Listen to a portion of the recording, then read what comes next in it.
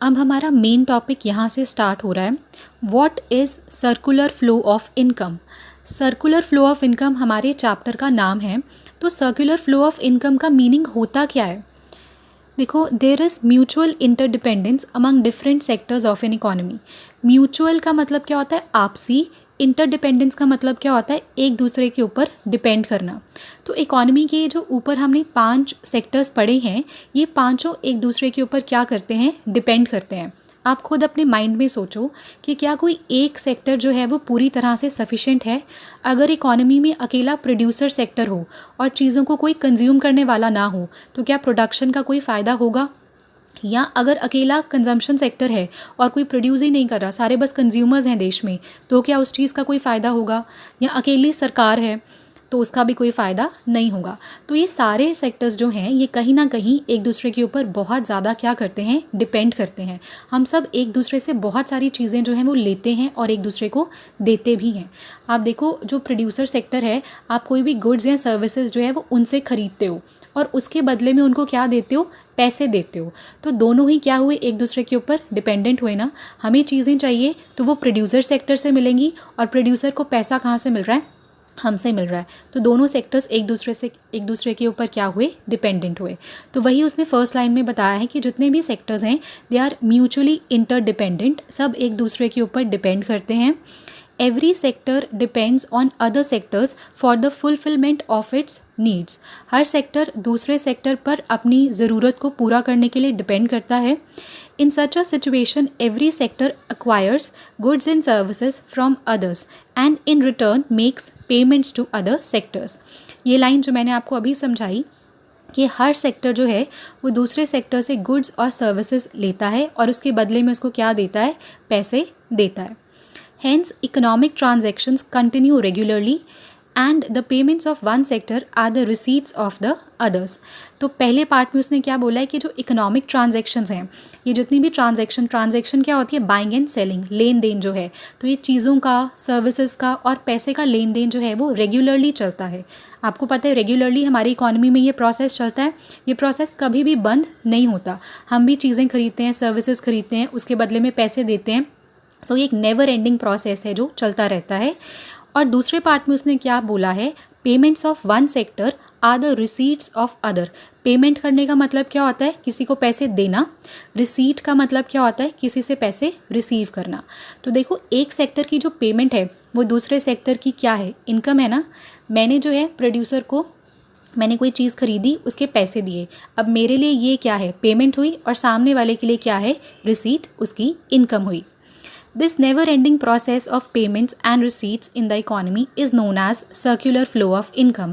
अब ये जो never ending, कभी ना ख़त्म होने वाला सर्कल जो है लेन देन का, इसको हम क्या बोलते हैं? circular flow of income.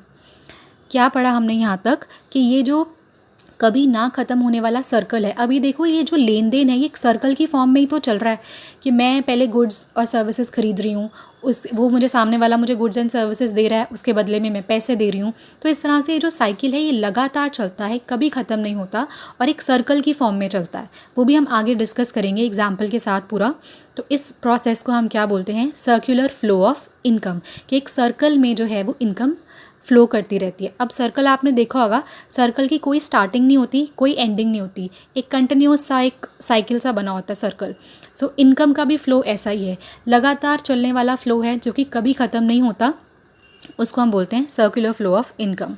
In other words, ये लाइन इंपॉर्टेंट है, circular flow of income refers to an ever continuous process under which various sectors in the economy exchange goods and services on one hand and money on the other. हमेशा continuity में चलने वाला process है जिसमें जो sectors हैं, different sectors, वो आपस में गुड्स का और सर्विसेज का एक्सचेंज करते हैं एक तरफ, और दूसरी तरफ किसका एक्सचेंज करते हैं? मनी का एक्सचेंज करते हैं। यानी गुड्स एंड सर्विसेज के बदले में ऑफ कोर्स मनी का एक्सचेंज जो है वो होता है। अब इसने नीचे एक एग्जाम्पल से एक्सप्लेन किया है, suppose there are only 2 sectors in economy. अब हम यहाँ पे पहली एग्जाम्पल जो ले रहे हैं उस पर आप मान के चलो कि इकोनॉमी में सिर्फ 2 ही सेक्टर्स हैं। वैसे तो हमने पढ़ा है कि 5 सेक्टर्स होते हैं, बट ये एग्जाम्पल सिंप्लीफाई करने के लिए हम ये मान के चलते हैं कि इकोनॉमी में सिर्फ 2 सेक्टर्स हैं, एक प्रोड्यूसर सेक्टर है और दूसरी तरफ कंज्यूमर सेक्टर है। अब household sector will purchase goods and services from producer sector to satisfy its wants. In return for the purchase, household sector has to make payments to producer sector. ये नीचे example वाला जो paragraph है मैं वो पढ़ रही हूँ. तो इसकी पहली 2 लाइन, सेकेंड और थर्ड लाइन मैंने पढ़ी. तो सेकेंड लाइन में उसने क्या बोला कि जो हाउस होल्ड सेक्टर है वो प्रोड्यूसर सेक्टर से क्या लेता है, गुड्स और सर्विसेज लेता है और इन रिटर्न उनको क्या देता है, पेमेंट्स कर देता है. These payments made by household sector are the receipts of producer sector. अब जो household sector ने payments करी वो producer sector के लिए क्या है, उनकी receipts या फिर उनकी income. On the other hand, producer sector acquires the services of the factors of production for carrying out production. Producer sector receives these services from the owners of these factors, that is household sector. और हमने ऊपर एक और चीज़ पढ़ी थी कि अगर production करनी है तो प्रोड्यूसर को क्या चाहिए होंगे, फैक्टर्स ऑफ प्रोडक्शन चाहिए होंगे. लैंड चाहिए होगा, लेबर चाहिए होगी, कैपिटल चाहिए होगी या फिर बिजनेसमैन चाहिए होगा. और ये सारी चीज़ें जो प्रोड्यूसर सेक्टर है उसको कहाँ से मिलती हैं, हाउस होल्ड सेक्टर से मिलती हैं. तो यानी कि जो प्रोड्यूसर सेक्टर है वो हाउस होल्ड सेक्टर पे किस चीज़ के लिए डिपेंडेंट है, फैक्टर्स ऑफ प्रोडक्शन के लिए डिपेंडेंट है. उनको जो है कंज्यूमर सेक्टर से क्या चाहिए होते हैं, फैक्टर्स ऑफ प्रोडक्शन चाहिए होते हैं. In return for the services producer sector has to make payments to household sector. और हाउस होल्ड सेक्टर जब प्रोड्यूसर सेक्टर को ये सर्विसेज प्रोवाइड करता है लैंड लेबर की, तो उसके बदले में फिर प्रोड्यूसर सेक्टर से क्या मिलती हैं, उनको पैसे मिलते हैं. प्रोड्यूसर सेक्टर को पेमेंट करनी पड़ेगी ना. अगर सपोज़ किसी ने अपनी ज़मीन जो है किराए पे दी या कोई लेबर अपना सर्विसेज प्रोवाइड कर रही है, तो उसके बदले में प्रोड्यूसर सेक्टर उसको क्या करेगा, पे करेगा. रेंट की फॉर्म में, वेजेस की फॉर्म में, इंटरेस्ट की फॉर्म में और या फिर प्रॉफिट की फॉर्म में हाउस होल्ड सेक्टर को क्या मिलेगी, इनकम मिलेगी. These payments of producer sector are the receipts of household sector. अब ये जो प्रोड्यूसर सेक्टर ने पेमेंट करी वो हाउस होल्ड सेक्टर की क्या है, इनकम है.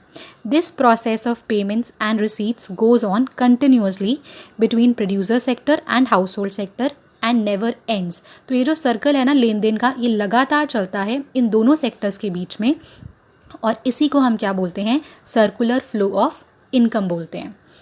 आई होप आपको क्लियर है. सर्कुलर फ्लो ऑफ इनकम का मतलब क्या है कि एक कभी ना ख़त्म होने वाला इनकम का सर्कल, लेन देन का जो ये साइकिल है वो क्या होता है, लगातार चलता है. सिर्फ इनकम का ही साइकिल नहीं है, इवन गुड्स एंड सर्विसेज भी जो हैं उनका भी लगातार यहाँ पे लेन देन होता है. इस एग्जाम्पल में हमने क्या पढ़ा कि किस तरह से जो हाउस होल्ड सेक्टर है और जो प्रोड्यूसर सेक्टर है वो एक दूसरे के ऊपर डिपेंड करता है.